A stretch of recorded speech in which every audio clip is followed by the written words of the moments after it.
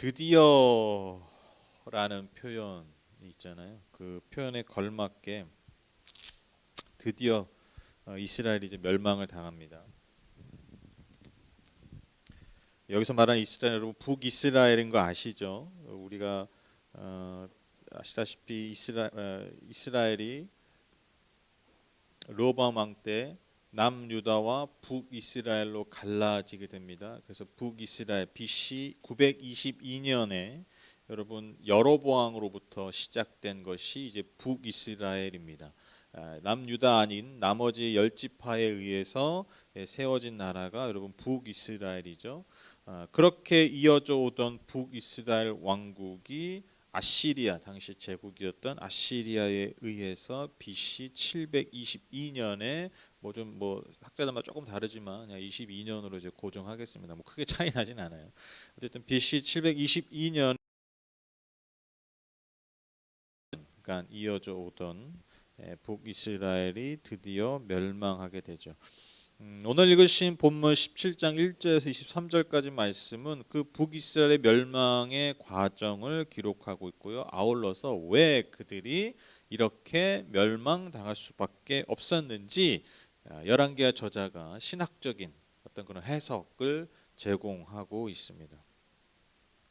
먼저 이제 북이스라엘의 마지막 왕인 호세아가 등장하는데 여러분 호세아는요 앞선 왕들과 북이스라엘 왕들과 좀 달리 좋은 평가, 솔직히 말하면 이제 그나마 좋은 평가를 받았어요.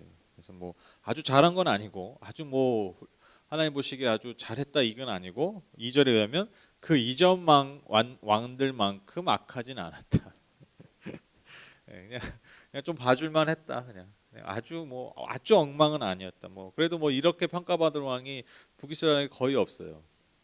그래도 다른 왕들만큼 그렇게 악하진 않았다고 기록하고 있죠. 그런데 이제 그가 이제 정치적으로 외교적으로 치명적인 실수를 하게 되는데 그게 뭐냐면 아시리아에 맞서서 어디에 붙었냐면 어디와 이제 동맹을 맺었냐면 이집트에 이제 붙은 거예요. 근데 여러분 이집트는요, 여러분 그 이제 이렇게 보시면 돼요. 지금 우리나라가 딱 그 중국, 러시아 옛날부터 그쪽과 이 미국 여기 좀 이렇게 중간에 껴서 이렇게 세력 다툼을 이 균형추 역할 같은 거 좀 하지 않습니까? 그렇죠? 그래서 이제 6.25 전쟁 때도 보면 이제 이 북쪽이 강하면 밀고 내려오고 그렇죠? 또 우리가 뭐 인천 상륙작전에 가지고 연합군이 들어와 가지고 또 올라가기도 하고 또 중공군이 막 그 인해 전술로 해서 또 쭉 내려오고 그러다가 또 올라갔다 내려갔다 그러다가 이제 딱 중간쯤에서 이제 휴전선 한 거잖아요. 근데 이 이스라엘의 지정학적 위치가 딱 그랬어요. 이집트가 밑에 있거든요. 이집트가 옛날부터 오래된 강국이잖아요. 그렇죠? 그러니까 힘이 강성할 때는요. 이 위쪽까지 올라오는 거예요. 근데 또 위에는 있는 그런 강력한 힘이 있는 힘이 있는 민족들이 또 이렇게 내려오면 메소포타미아 문명을 등에 업은 그 아시리아나 또 이후에 뭐 바벨론 뭐 이런 민족들이 이제 막 밀고 들어오면 또 이집트 영향이 작아지고 이집트 영향이면 또 올라오고 그러니까 이게 중간에 어떻게 해야 돼요? 이스라엘 사람들은 어딜 하나 붙어야 돼요. 지금 우리나라가 딱 지금 그런 상황이잖아요. 중국에 붙자니 미국이 애매하고 미국에 붙자니 중국이 자꾸 뭐 제재한다고 그러고 그러니까 이게 참 이 중간에 낀 나라의 이 문제가 항상 이거예요. 이스라엘 우리나라 참 비슷해요. 그러니까 지금 이 호세아 왕이 처음에는 아시리아에게 친아시리아 정책을 펼쳤던 것 같아요. 조국도 바치고 그런데 이후에 아마 하반기에 이 친 이집트 정책을 이제 펼치면서 이 아시리아의 눈밖에 난 것이죠. 당시 이제 아시리아가 좀 이렇게 좀 기세를 놓치다가 좀 힘이 약간 좀 이제 좀 누그러진 그때를 틈타서 이제 반 아시리아 정책을 펼쳤던 것 같은데, 근데 이게 이제 결정적인 패착이 되어서 결국 이스라엘이 아시리아에 완전히 멸망하게 되는 그런 빌미가 된 것이죠. 아시리아 왕이 이 북이스라엘 사마리아 성을 쳐들어와서 무려 3년 동안 그 성을 에워싸고 포위해서 공격했다라고 기록하고 있습니다. 뭐 엄청난 고통 가운데 아마 이 사마리아 백성들이 이스라엘 백성들이 아마 고통을 당했을 것이 그렇죠. 뭐 하루 이틀만 그런 것들이 제공되지 않아도 얼마나 힘들겠습니까? 그렇죠? 그런데 3년을 무려 포위를 당했고, 그러다 결국 이제 호세아 제 9년 BC 722년에 완전히 사마리아가 아시리아에서 점령당하게 되죠. 이렇게 이제 200여년을 이어온 북이스라엘 왕국이 완전히 멸망하게 됩니다. 그리고 나서 여러분 이제 아시리아는요, 그 펼쳤던 정복한 땅에 펼쳤던 정책이 뭐냐면 혼합주의 정책이라고 얘기하는데, 그러니까 막 사람들을 막 데려가기도 하고 이방 민족도 데려오기도 하고 막 이렇게 섞어버리는 거예요. 이해되시죠?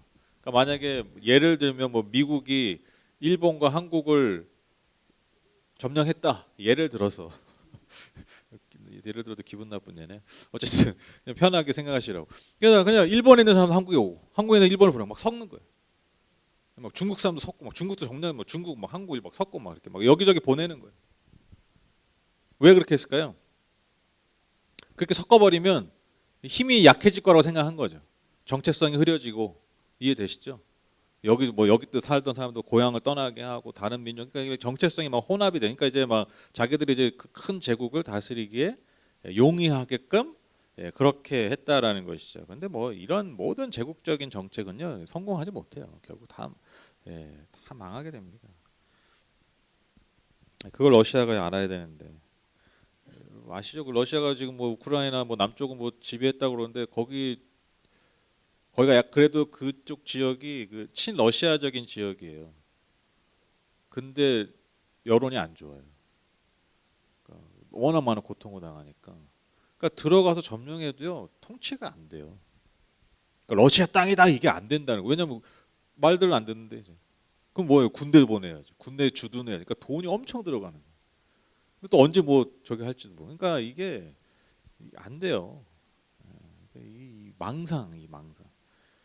항상 이 시대별로 이 지도자들의 망상이 이 수많은 피를 흘리게 되고 결국 남는 게 없는데, 결국 그 피해값만이 남게 되는데, 여러분 인류 역사 보세요. 그렇게 해서 뭐 됩니까? 아무리 강력한 힘으로 뭐 제국 통치하고 문화 정책이니 뭐 억압 정책이니 다 써도 여러분 그 분노의 씨앗과 복수의 칼날만 갈 뿐이지, 때만 기다리지 그게 사그러들지 않아요. 모두 보면 이 뭐 히틀러니 뭐니 이런 보면 그 지도자의 망상, 내가 할 수 있다라는 그 자아도취, 이게 강한 사람들 깊이 심리로 들어가. 지금 엉뚱한 얘기 자꾸 하는데. 네, 그래서 이제 이 아시리아가 이 수많은 이스라엘 사람들을 이제 사마리아가 점령했던 땅으로 막 보내는 거예요. 막 흩어버리는 거죠. 이주시켜버리는 거예요. 마치 여러분 그 20세기 초에 그 소련이 그 극동쪽, 지금 이제 우리 이쪽 동쪽, 러시아도 이제 동쪽까지 있잖아요. 그 극동쪽에 있는 고려인들, 우리나라 사람이죠, 조선인들. 그 고려인들을 중앙아시아로 이주시켜요. 중앙아시아면요 거의 이제 그 유럽 가까이 있는 나라잖아요. 뭐 여러분 잘 아시면 카자흐스탄 막 이런 나라들. 거기로 막 강제로 이주시켜 버려요. 아무것도 없는데. 왜 그러냐면 그 당시 이제 막 일본이 막 올라오니까 그 러시아 쪽에 이게 일본 사람들이 이게 간첩인지 구분이 안 되는 거예요. 다 비슷하게 생겼으니까. 그래서 고려인들을, 그 동양인들을 저 멀리 완전 서쪽으로 보내버리는 거예요. 중앙아시아 쪽. 그래서 여러분 그 중앙아시아 쪽에 우리나라 그 교포들이 있잖아요. 네. 그런 분들 엄청 고통스럽게 뭐 진짜 얼어 있는 땅에 가가지고 뭐 하고 살았겠어요. 얼마나 고통스러운 삶을 보내셨겠습니까? 또 이제 그 고려인들이 또 이제 막 그 극동쪽에 너무 많아지니까, 마치 그 이집트의 바로 왕이 유대인들이 많아지니까 막 억압 정책을 폈잖아요. 그것처럼 또 흩어버리는 거예요. 그리고 또 이제 중앙아시아가 워낙 낙후되고 사람이 없으니까 땅이 그냥 뭐 말라 죽어가는 거잖아요. 쓸모없는 땅이 돼가니까 그쪽으로 또, 그러니까 여러 가지 그 자신들의 그 유익을 위해서 한 민족을 아주 고통에 빠뜨린 거예요. 이해되시죠? 그러니까 그런 것과 비슷한 거예요. 그러니까 이런 일이 지금도 벌어지고 있는 거죠. 그러니까 그런 이유들로 아시리아가 이 북이스라엘에, 자꾸 아시리아 하니까 이 시리가 대답을 하네. 아시리아가 그렇게 이스라엘 백성들을 여러 곳으로 이제 흩어 버렸다라는 것이죠. 이게 이제 멸망의 과정이고 그 결론이고, 그리고 나서 이제 7절부터 이 열왕기 저자가 왜 그들이 멸망당했는지 뭐 외교적 정치적 이런 이유를 대는 게 아니라 신학적인 해석을 내놓는 거예요. 7절 보시면 제가 잘못 기록했네요. 죄송합니다. 7절 보시면 이렇게 된 것은 이스라엘 자손이 자기들을 이집트 땅에서 이끌어내어 이집트 왕 바로의 손아귀로부터 구원해 주신 주 하나님을 거역하여 죄를 짓고 다른 신들을 섬겼기 때문이며. 그러니까 이렇게 된 게 왜 그렇다고요? 먼저 그들을 구원하신 주 하나님을 잊어버리고 버리고 다른 신을 섬기는 우상 숭배를 했기 때문에. 여러분 제가 자주 말씀드리지만 여러분 신앙생활이라는 게 뭐냐면 하나님을 믿는다는 게 뭐냐면요. 그 하나님 믿는 행위가 뭐냐면 하나님이 우리에게 베푸신 은혜와 그 구원을 기억하는 거예요. 그런데 여러분 내가 조건을 갖추고 자격을 갖춰서 주신 게 아니잖아요. 말 그대로 은혜잖아요. 그러니까 마치 이스라엘 백성들이 포로였고 죄인이었고 그래서 심판받았고 그래서 노예로 살 수밖에 없는 존재들이지만 그들을 긍휼히 여기시고 불쌍히 여기셔서 그분의 은혜로 구원하신 사건이 그게 출애굽이잖아요. 그들이 받을 만해서 받은 게 아니라는 거죠. 그냥 하나님이 그들 향한 하나님의 약속이 있었고 그들 향한 하나님의 은혜와 긍휼하심을 베풀으셨기 때문에 그들이 구원받아요. 그러니까 여러분 이게 얼마나 놀라운 사건입니까? 그거를 기억해야 되는 거예요. 신앙은. 마찬가지로 우리가 구원받고 우리가 신앙이 되고 우리가 그리스도인이 되고 우리가 하나님의 자녀로 살 수 있는 게 여러분 우리가 자꾸 뭘 잊어버리냐면 우리가 받은 은혜와 그 구원의 의미와 크기를 자꾸 잊어버리는 거예요. 많은 문제들이 신앙의 문제들이 여러분 신앙의 갈등들이 사실 출발로 가면 사실 여기서 시작을 하는 거예요. 그걸 잊어버리니까 여러분 갈등과 문제들이 사실 잉태하게 되는 거죠. 그렇죠? 그러니까 자꾸 잊어버려. 그게 그게 인간이에요. 그래서 여러분 뭐 맨날 식상한 뭐 십자가 얘기 뭐 맨날 뭐 하나님의 사랑 뭐 하나님의 은혜 뭐 맨날 그냥 식상하게 얘기하는 것 같은데 여러분 아유 이렇게 맨날 똑같은 얘기 왜 그런 줄 아세요? 맨날 잊어버리기 때문에. 잊어버리면다는 말은 사실 좀 점잖은 말이에요. 사실 정확하게 하면 우리는 맨날 착각하기 때문이에요. 그렇죠? 맨날 착각 속에 빠지는 거예요. 그러니까 여러분 우리가 하나님이 우리를 구원하신 그 은혜를 잊어버리고 그리고 내가 어떠한 존재인지 사실 내가 어떠한 존재인지 하나님 앞에 사실 내가 얼마나 합당하지 못한 존재인지 죄인인지 그것을 기억하지 못하고 망각하고 잊어버리고 착각하기 시작하면요 여러분 무엇이 시작되냐면 알게 모르게 우리 앞에 다른 신을 놓고 무릎 꿇기 시작한다는 거예요. 8절 보시면 또 주님께서 이스라엘 자손의 면전에서 내쫓으신 이방 나라들의 관습과 이스라엘 역대 왕들이 잘못한 것을 그들이 그대로 따랐기 때문이다. 여러분 우상 숭배는요 단지 종교만 바뀌는 게 아니에요. 절하는 신만 신의 형태만 바뀌는 게 아니라 반드시 어떤 결과가 따라옵니까? 삶의 방향성과 방식이 달라져요. 지금 이게 그 말씀이죠. 첫 번째로 그들이 우상 숭배를 하게 됐다. 하나님 버렸다. 하나님 잊어버렸다. 그리고 나서 뭐 다른 교회 갔다 절에 갔다 이게 아니라 무슨 얘기하는 거예요? 그들의 삶의 방향성과 방식이 바뀌었다는. 여러분 하나님을 제대로 믿는 게 뭡니까? 하나님 믿는 게 뭡니까? 하나님과 동행하는 거죠. 그러니까 하나님과 동행하는 게 뭐예요? 하나님이 가시는 길을 가는 거예요. 이게 뭐 간단한 거예요. 하나님의 손이 뻗치는 곳에 내 손이 가는 거고요. 하나님의 발걸음이 닿는 곳에 내가 갖는 거고요. 하나님의 마음이 쏟는 곳에 하나님의 땀방울이 떨어지는 곳에 내 땀방울과 눈물이 같이 떨어지는 거예요. 여러분 이게 그냥 너무 단순한 신앙생활이에요. 그렇죠? 뭐 어렵지 않습니다. 그래서 결국 그 삶이 내가 뭐 하나님께 이쁨 보이려고 하는 게 아니라 그냥 그 삶 자체가 하나님과 동행하는 삶 자체가 하나님의 기쁨이 되는 삶이 되는 거예요. 하나님과 연합하는 삶 아닙니까? 그러니까 하나님의 기뻐하신 삶의 방향성을 걸어가니까요. 내 삶의 방식이 하나님 기뻐하시는 삶의 방식이 되고 그것이 심겨지고 꽃피고 열매 맺는 거예요. 여러분 이게 그냥 신앙의 너무 당연한 모습이라는 것이죠. 그런데 여러분 우상을 숨기면 당연히 어떻게 되겠습니까? 우상이 가는 길로 가는 거예요. 우상이 기뻐하는 일들을 하는 거예요. 그런데 그 일이 어떤 일입니까? 하나님께서는 진노하시는 일이라는 거죠. 하나님이 진노하시는 삶의 방향성이요 삶의 방식이라는 것입니다. 그러한 열매들이 이스라엘 사람들 안에 맺어지게 된 거죠. 그래서 그들이 어떠한 모습으로 살았느냐, 그게 이제 9절과 12절에 아주 종합적으로 보여주고 있죠.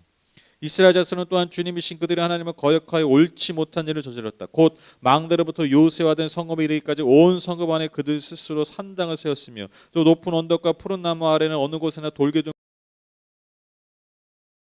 들의 면전에서 내쫓으신 이방 나라들처럼 모든 산당에서 분향을 하여 주님의 진노를 일으키는 악한 일을 하였으며 또한 주님께서 그들에게 하지 말라고 하신 우상 숭배를 하였다. 그러니까 이 말 쉽게 얘기하면 그냥 곳곳에서 우상 숭배했다는 거예요. 곳곳에 삶의 모든 곳곳. 그러니까 뭐냐면요, 이게 제가 이런 표현을 써봤는데 우상 숭배의 일상화, 죄의 일상화. 그냥 너무 자연스러워. 일상이라는 게 자연스러운 거잖아요, 그렇죠? 그냥 관성적으로 가는 거. 그러니까 이게 진짜 무서운 거예요. 이게 진짜 무서워. 제가 저번에 그런 말씀드렸죠. 예전에 코로나 전에는 어떻게 우리가 좀 모여서 뭔가 열심히 하고 뭔가 뭘 해볼까 막 이런 고민이었다고 그랬잖아요. 근데 코로나가 터져버리니까 그냥 매주 모일 수 있었다는 게 은혜구나. 매주 이렇게 그냥 함께 할 수 있던 모든 시간 사실 진짜 은혜고 이게 사실 너무 대단한 거였구나.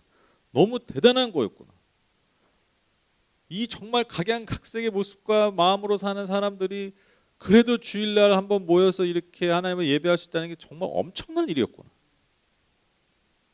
하나님 은혜로 정말 된 것이었구나. 그걸 깨달았거든요. 그러니까 여러분 그 예배 일상화 그냥 좀 습관적이어도 그게 일상화돼 있다는 그것도 되게 은혜예요. 일상이 무너져 버리니까 그것도 은혜더라고. 근데 여러분 생각해 보세요. 우상 숭배, 내가 우상 앞에 절을 하고 하는 게 여러분 아시죠? 이스라엘 사람들이 하나님을 안 섬긴 게 안 믿은 게 아니라니까요. 안 믿고 안 섬긴 게 아닌데 그냥 삶의 곳곳에서 그 이외의 시간 모든 곳곳에서 그냥 우상 숭배가 일상에 너무 당연한 거야. 그냥 어디 가는 곳마다 좀 언덕만 가고 높은 곳만 가고 그냥 나무가 좀 거창하면 그냥 다 거기서 우상 숭배하고 있는 거야. 다 자기 욕망을 위해서 빌고 있는 거야. 하나님 다른 신 앞에 아무렇지도 않게 누가요? 이스라엘 백성들이 하나님의 백성이라고 했던 그 거룩한 백성이라고 했던 이스라엘 백성들이 우상 숭배 일상화와 여러분 죄의 범죄의 일상화로 살았다라는 거예요. 이게 얼마나 무서운 겁니까? 그렇게 여러분 내가 살고요, 내 자녀들이 살고 내 자녀들이 살고 그렇게 살았다는 거예요. 그렇게 200여 년. 이게 얼마나 무섭냐고요. 전 이게 진짜 무서운 것 같아요.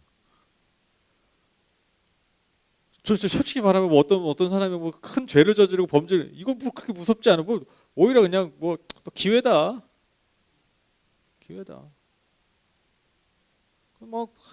이러고 있고 이게 사실 기회예요. 정말 그 나락으로 떨어지는 게 사실 기회예요. 근데 그냥 이렇게 그냥 아주 평탄하게 그냥 그래서 슬슬 올라가는데. 근데 그 일상이 하나님의 다른 신에 무릎 꿇고 있다면 저는 이것만큼 진짜 무서운 게 없는 것 같아요. 사실 우리가 진짜 경계해야 되는 게 사실 이런 거예요. 제가 여러분 혹시 기억나시나요? 너무 오래돼서 사사기 강의할 때 그 마지막에 엄청난 일들이 벌어지잖아요. 첩을 겁탈하고 토막을 내고 그걸 다 뿌리고 처녀들을 우리식 얘기하면 보쌈인가요? 그거 해가지고 근데 그게 아무렇지도 않게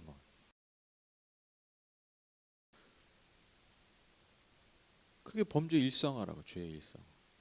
그러니까 그게 지금 이스라엘 상태였다라는 거예요. 이스라엘 상태. 너무 끔찍한 상태인데 그게 그냥 자연스럽게 아무렇지도 않게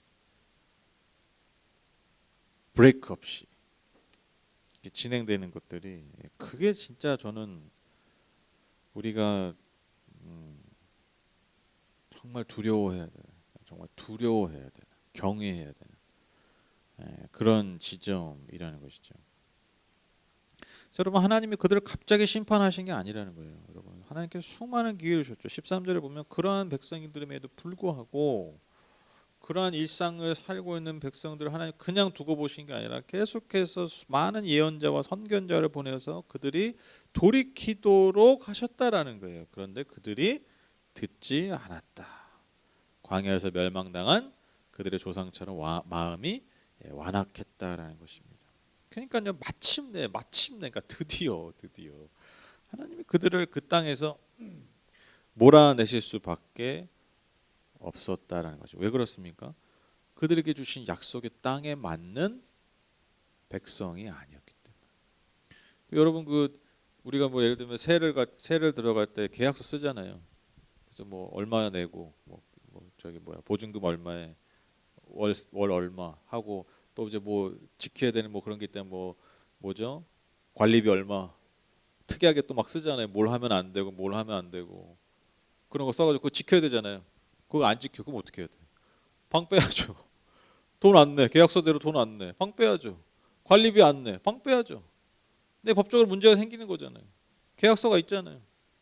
여러분 이스라엘 백성들 하나님이 약속의 땅에 들어오실 때 뭐 하셨어요? 언약 맺으셨잖아요. 쉽게 얘기하면 계약서 쓴 거예요. 계약서의 조건이 한마디로 얘기하면 그거예요. 내가 너희를 택한 너는 너희를 거룩한 백성으로 택했다. 제사장 나라로 택했다. 그 땅을 거룩하게 해라. 그 땅에서 거룩한 하나님의 백성으로 살아라. 그 이전에 그 땅에 살았던 그 패역한 민족들처럼 살지 말고 우상 숭배해서 하나님 앞에 범죄한 그들처럼 살지 말고 그 땅을 거룩한 땅으로 만들어. 그렇게 계약서 쓴 거예요. 아멘. 우리도 그렇게 살겠습니다. 이스라엘 백성들이 한 거예요. 근데 뭐예요? 계약을 이행을 안 하잖아요.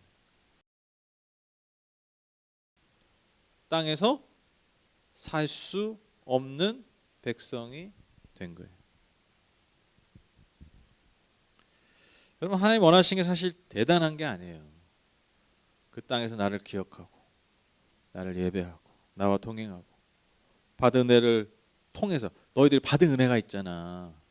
그러니까 너희도 그 땅에서 그렇게 살아. 이거잖아요. 하나님은 대단한 요구하신 게 아니잖아요. 그렇죠? 너희도 아무것도 아닌 것 같아서 하나님 너를 구원하시고 너에게 이렇게 약속의 땅을 주시고 땅에 소출을 주신 것처럼 야 너희들 사는 땅에 또 그런 사람도 있을 거 아니야. 그러니까 너희들 받은 은혜 기억해서 나눠줘. 대단히 나누는 건 재산의 반을 이런 거 아니잖아요. 야 10분의 1이라도 야 그런 사람도 나누고 같이 예배하고 그렇게 살아. 대단한 게 아니었대. 그러니까 따지고 보면 대단한 게 두 가지 법이라고 그랬잖아요. 예배법, 예배하는 법. 하나님과의 관계하는 법. 두 번째로 사회관계법. 이웃과 어떻게 살 건지. 이거 두 가지 어렵지 않아요. 근데 이 두 가지도 하나로 줄이시죠. 그냥 하나님과 동행하고 관계하고 하나님 예배 잘하고 예배를 잘하면 뭘 자꾸 기억하는 거야. 내가 받은 은혜를 기억하잖아요. 구원을 기억하잖아요. 구원을 기억하니까 그 받은 은혜를 기억하고 내가 받은 게 모두가 하나님의 은혜고 복이니까 그걸 어떻게 해요? 가난하고 소외된 자들 함께 나누면서 진짜 무슨 재산이 얼마 누구야 저기 삭개오처럼 4분의 1 나눠라. 하나님 그런 말씀 안 하신다니까요.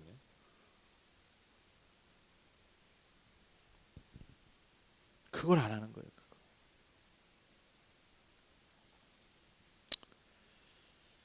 여러분 이게 인간이죠. 그러니까 여러분 인간이 끊임없이 여러분 태초부터 아시죠? 아담과 하와 때부터 끊임없이 그분이 없는 삶, 그분과 상관없는 삶. 그래서 내가 주인 된 삶. 뭘 원한다는 거죠. 그래서 하나님의 마음이 아니라 내 만족, 그러니까 내가 보기에 먹음직스럽고 보암직하고 지혜롭게 할 만큼 탐스러운 것을 끊임없이 바라보고 추구하려고 하는 삶. 그게 우리 인간의 연약함이라는 것입니다. 그러니까 모든 죄의 뿌리가 이거 아닙니까? 그렇죠? 그 전형이 여러분 북이스라엘 통해서 드러나게 된 것이고 그 열매가 무엇인지 오늘 이 말씀 우리에게 증거하고 있습니다. 여러분 이스라엘이 200년 동안 이어져 온 왕국 아닙니까? 상당히 긴 거예요. 절대 짧지 않습니다. 여러분 우리 대한민국이 아직 100년 안 됐어요. 대한민국 건국이 100년이 안 됐어요. 조선왕조 600년이라고 그러잖아요. 600년 이 지구 역사에 굉장히 긴 왕조예요. 600년 동안 왕조가 이어졌다 엄청난 거예요, 사실. 한 왕조가 이씨 가문이 600년을 이어왔잖아요. 이거 유래 거의 찾기 힘들어요. 우리나라가 참 보수적이에요, 그렇죠? 그래서 이렇게 외세가 들어오기 참 어려워, 그렇죠? 그리고 뭐 아시죠? 그 마피아 뭐 이런 거 아시죠? 예. 그 해외의 그 화교라고 아시죠? 화교. 중국 사람, 중국 이민자들 화교라고 그러잖아요. 예, 화교가 자리 잡지 못하는 몇 안 되는 민족 아닙니까? 그렇죠? 뭐 아시죠? 뭐 동남아나 이런 데 화교들의 영향력이 굉장히 커요. 뭐 경제 막 이런 거 주무르고 있거든요. 근데 우리나라는 뭐 화교하면 아니 비하가 아니라 화교분들은 이제 짜장면 만들어요. 거의 음식하고. 그러니까 우리나라 굉장히 배타적인 네, 그런 민족이죠. 하여튼 오늘 자꾸 쓸데없는 얘기를 많이 하는데. 네, 그렇죠. 사실 설교는 쓸데없는 얘기가 재밌습니다. 네. 그래서 이제 무려 200년이 이어져 온 나라, 상당히 길게 이어져 온 나라예요. 그런데 여러분 생각해 보세요. 이게 하나님 입장에서는 뭐겠습니까? 200년이 어떤 시간이겠어요? 하나님께 고통의 시간이죠. 고통의 시간이죠. 그렇죠? 200년을 속된 말로 그런 꼬라지를 봐야 되니 여러분 어떠셨겠어요, 그렇죠? 그러니까 여러분들 그럼에도 불구하고 200년을 계속해서 기다리시고 참으셨다라는 것입니다. 그 시간들이 사실 얼마나 고통스러우셨겠습니까? 여러분 그래서 그 아픔과 그 고통이 여러분 이제 그 성경 통독하시는 분들이 이제 앞으로 그 이제 거기에 이제 막 드러나요. 그 예언자들의 말 안에 막 이스라엘 백성들을 향한 남유다를 향한 막 그런 말씀 안에 예언 안에 그 하나님의 분노만 있는 게 아니라 그 아픔이 있어요. 그 대표적인 게 여러분 호세아가 여러분 북이스라엘에서 활동하는 예언자예요. 아모스가 최초의 예언자 아모스라고 하죠. 최초의 문서 예언자라고 그러는데 최초의 문서 그러니까 자기 이름으로 이렇게 기록된 문서 예언자 엘리야 엘사 말고 그래서 아모스가 최초의 그 문서 예언자인데 8세기에 아모스는 재밌는 게 남유다 출신이에요. 우리식으로 얘기하면 남한 출신 남한. 근데 예언은 어디서 했냐면 평양 가서 했어. 이 남쪽 출신인데 평양 가서 하나님 평양 가서 예언해라. 북이스라엘 가서 예언한 거예요. 호세아서 막 그거 보면 하나님이 막 절절한 마음이 있잖아요. 절절한 마음. 우리가 이제 보게 될 때. 그러니까 하나님이 이 200년을 고통 가운데 보내셨다라는 거예요. 근데 제가 어제 한번 생각해 보세요. 하나님께서 그 200년의 그 아픔과 고통의 마침표를 찍는 이 심판의 때 이스라엘 백성들이 멸망당할 그때에 통쾌하셨을까? 아우 시원해. 아우 지긋지긋했는데 내가 200년을 참았는데 내가 아주 지긋지긋했다. 아우 아씨라 빨리 다 흩어버려 다 쓸어버려. 아우 속이 시원해. 하나님 그러셨을까요? 200년의 시간 동안 가장 고통스러운 시간이 사실 그 시간 아니셨을까요? 이스라엘 백성들 그럼에도 심판받을 수밖에 없어서 그 땅에 쫓겨나는 그 모습 보면서 하나님은 속이 후련하신 게 아니라 사실 지금까지 겪으셨던 그 200년의 아픔보다 사실 더한 아픔을 겪으셨을 거라. 하나님 인격이시기 때문에 이게 여러분 주님의 마음이라는 겁니다. 이 주님의 마음이 있기 때문에 여러분 예수 그리스도께서 오신 거예요.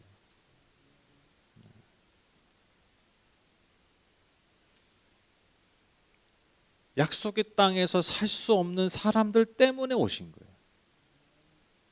약속의 땅에 살 수 없는 사람들 골라내라고 오신 게 아니라 인간 존재 자체가요 약속의 땅에 살 수 없는 존재. 우리는 하나님의 은혜를 늘 망각합니다. 늘 잊어버립니다. 내가 주인 되어 살려고. 여러분 이거 고쳐지십니까? 여러분 교회 다니셔도 고쳐지세요? 네, 그러니까 우리도 못 살아요. 우리 쫓겨나요. 우리 다 쓸려야 돼. 우리도 아시리아의 침공을 받아야 되고. 상식적으로 이성적으로 여러분 너무 단순한 결론이에요. 모든 인류의 역사, 모든 인간, 심지어 여러분 예수를 믿는다고 하는 사람들도 사실 그것을 크게 벗어날 수 없어요. 그게 우리 현실이에요. 여러분 바로 그 이유 때문에 하나님은 계속해서 우리를 심판하시기 아니라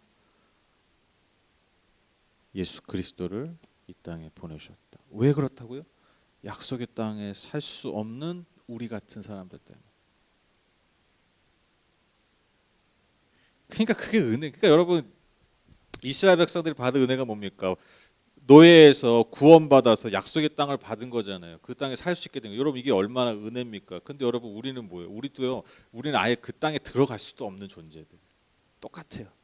근데 여러분 우리가 우리의 자격과 내 조건이 아니라 오직 예수 그리스도의 그분의 희생과 그분의 죽음을 통해서 그분의 부활을 통해서 우리가 그 땅, 즉 하나님의 나라인 그 천국에 살 수 있는 사람이 된 거예요. 여러분 이게 기독교가 말하는 구원입니다.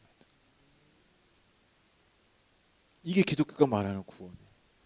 모든 종교의 구원은 뭐냐면 네가 약속의 땅에 살 수 있는 사람임을 증명해라. 이게 종교예요. 근데 기독교는 뭡니까? 기독교 구원은 뭡니까? 너희들이 약속의 땅에 살 수 없는 거 하나님 다 아셔. 안 돼. 그래서 내가 아들을 보낸 거야. 너가 그 땅에 들어올 수 있게 하기 위해서. 이게 이게 복음입니다. 이게 우리가 말하는 복음이에요. 그래서 여러분 오늘 이 너무나 아픈 이 이야기, 너무나 아픈 이 이야기를 통해서 우리가 어떠한 두려움, 경외심을 가져야죠, 그렇죠? 우리도 그렇게 살 수 있는 존재임을 자각해야죠. 그러나 거기에 머무는 게 아니라 여러분 그 안에 이렇기 때문에 우리에게 주셨던 그 하나님의 은혜를 기억하는 다시 새기는 그러한 오늘의 말씀이 되셨으면 좋겠습니다. 하나님의 은혜를 기억하십시오. 하나님의 은혜를 기억하는 일들을 여러분 멈추지 마십시오. 우리 송권사님이 자꾸 잊어버린다 제가 얼마 전에 그 얘기했거든요. 저기 자식들이랑 저기 교회 다니는 것만 잊지 말라고. 그러면 된다고. 자식들 얼굴이랑 이름이랑 뭐 누가 내 자식인지 그리고 예배드리고 하나님 찾는 그런 것만 잊지 마시라. 그러면 된다고. 뭐 나머지 뭐 알아서 우리가 뭐 메꾸면 되니까. 여러분 하나님의 은혜를 잊지 마십시오. 늘 기억하셔야 돼서 저는 우리 예배가 그런 예배 됐으면 좋겠어요. 자꾸 뭐 예배 드리면서 나를 증명해야 되로 결론 짓는 예배가 아니라 저는 그게 되게 안타깝거든요. 예배당에 탁 나갈 때 그렇지 내가 하나님의 자녀임을 증명해야 돼. 내가 구원받을 만한 존재임을 증명해야 돼. 하나님 우리에게 주시는 예배의 자리는 그런 자리가 아니에요. 뭘 증명해요? 증명하기는 증명 못하는데. 예수 그리스도께서 우리를 향한 하나님의 사랑을 확증하셨다. 증명하신 게 그게 이미 2000년이 끝났는데 우리가 뭘 증명하냐고요. 우리 자신을 증명할 수 없습니다. 하나님의 사랑을 증명된 사랑을 다시 기억하는 거죠. 그게 예배입니다.